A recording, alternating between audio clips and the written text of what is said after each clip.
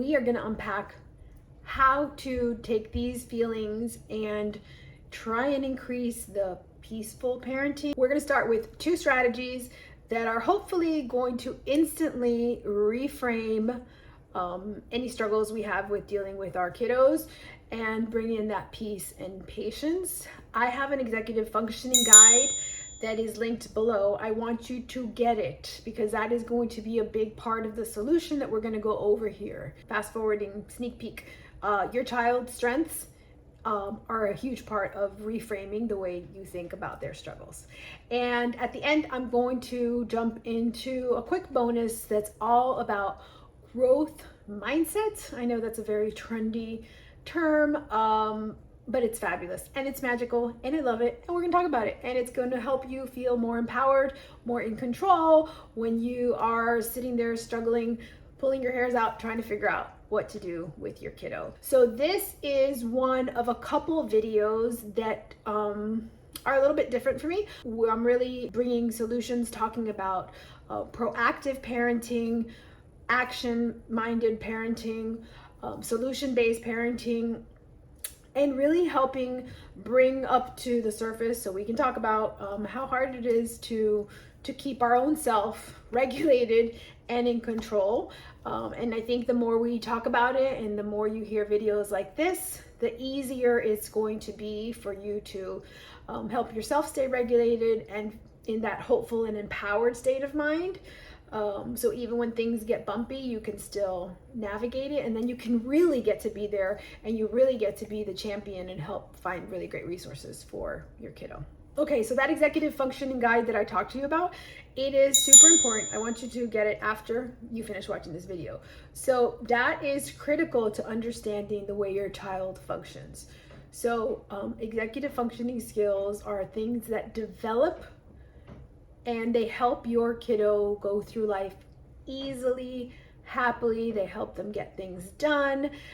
And when things don't go their way, the same executive functioning skills can help them figure out a better way to do things. The most important takeaway I want you to get from learning about executive functioning skills is this: executive functioning skills are developing and getting better and better based on experiences and opportunities that we bring for our kiddos. Boom. If your child is the most disorganized child in the world, guess what? If we reframe this with this information that executive functioning skills get better, all of a sudden there is hope for your child's organizational skills. If your child is struggling so much emotionally because they have such a hard time being flexible, boom, with this perspective, you have hope, because with opportunities and experiences, your child's flexibility can get better, right? We're not saying it's going to be perfectly, we're saying it can get better and better. And I want you to hold on to that, because that's going to help you give that peace and that patience in your parenting. 2 little fun facts about executive functioning skills. Number 1, executive functioning disorder is actually not a disorder.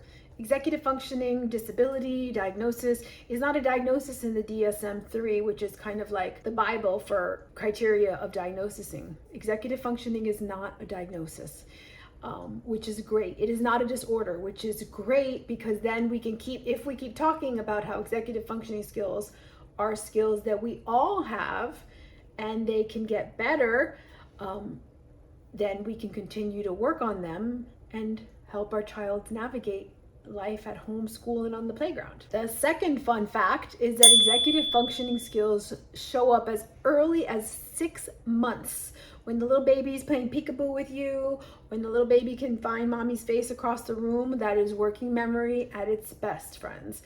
Other piece of information here that may or may not be such good news is, remember when I said executive functioning skills develop? They develop starting at 6 months all the way through 25. Yes, 25. That's a long time. That's a lot of time for growth. That's a lot of time for getting better at things, right? It's still developing. It doesn't mean that after 25, they're not going to get better. Like, I can make my executive functioning skills get better every day, right? If that 25-year-old has any kind of learning difference, neurotypical differences, we can add about 3 years to that 25. So that's almost your 30s. That's your late 20s. So there is a lot of room and a lot of time if we what? Remember what I said in the beginning? We provide the right experiences and the right opportunities. My Executive Functioning Solutions program does just that. It helps parents provide the right opportunities and the right experiences in a way that those executive functioning skills can get to the next level. And two of the things that really help move the needle with the families that I work with in my program, and I'm going to share them here with you right now, is knowing your child's executive functioning strengths. We're always measuring things that we're bad at, things that the kids aren't good at. That's what we get worried about, but there is so much value to knowing what your kid is actually good at. The second part is, this is like a fast pass. This is a hack, right? Routines. Routines are a great, easy way to get those executive skills. Those two things that I keep repeating over and over to get opportunities and experiences. Routines will do that. It's like a 2-for-1. We'll do both of those in one. Figuring out what your kiddo is good at.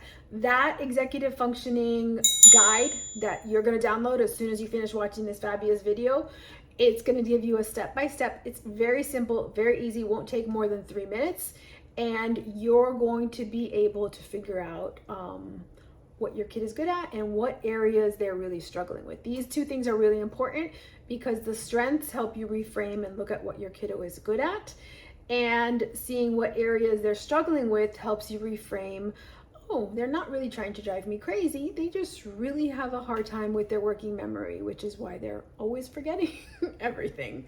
I'm going to share an example with you. After completing one of these executive functioning profiles in one of my sessions, the mom was always really trying to work on the child's organization. But guess what the profile showed? The profile showed that actually organization was a strength of hers. She was able to organize and keep things organized. The strength profile revealed that where she was stuck was in prioritizing, right? So guess what? When you can't prioritize, you can't figure out what to do first, second, what to leave for tomorrow. So with this information, then it was great because now mom knew what we needed to focus on, and then we were able to come up with a plan, accountability, so that mom can implement some prioritization skills for her child at home. The second one is routines. Routines are a way to, like I said, 2-for-1, provide opportunities and provide experiences. Routines, usually when we're new to implementing routines, are either happening in the morning or like an evening routine. I'm going to suggest to start with that evening routine because the evening routine, number one, it helps set you up for a great night's sleep. You heard my video about sleep. Sleep is like one of the foundations to getting our brains to work well. So I do talk about sleeping a lot. And this evening routine also helps us prepare for the morning. So if we get our evening routine in check, our morning should go a little bit smoother. A tip is to keep that evening routine really simple and highlight what we're calling a routine, right? The routine can be brushing your teeth, putting in your pajamas, and reading a story. The routine doesn't have to be 75 things. It can be things we already do, right? And then we want to stack one thing onto it. So it can be getting your clothes ready for tomorrow, and we already brush our teeth, put our pajamas, and read a story. So this stacking our clothes on for tomorrow is just getting added on to things we already do. We're going to call it a routine. We're going to make a list. We're going to talk about the routine. It is a routine. It is just not magically happening. And that getting our stuff ready for tomorrow, the night before, magically sets us up for the next day. And it also provides, what are my two things? I'm like, okay, what did I say? Opportunities and experience to improve those executive functioning skills. Setting up routines are one of those resources that I mentioned that are in my Executive Functioning Solutions program.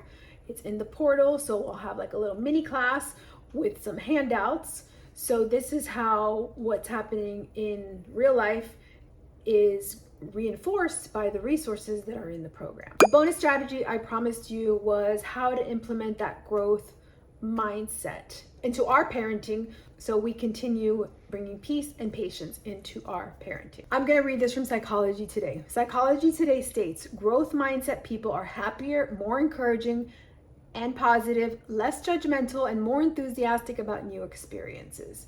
And I think every parent needs all of those, all of those things for peaceful and patience. Okay, so we're gonna remind yourself that executive functioning skills are developing and changing every day. Your child is not done. So we don't have to keep thinking they should know how to do this by now, right?